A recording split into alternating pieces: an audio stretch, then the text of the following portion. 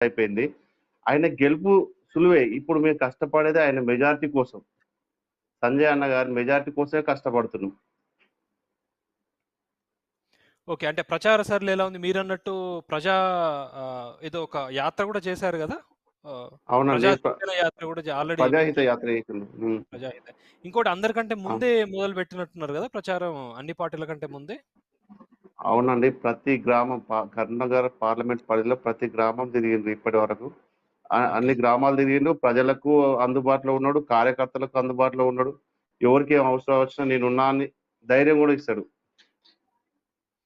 Okay. So, మీరనేదేంటంటే Bandi Sanjay సులువుగా గెలిచిపోతాడు. మేము work చేసేది మెజారిటీ కోసమని అన్నారు. ఓకే.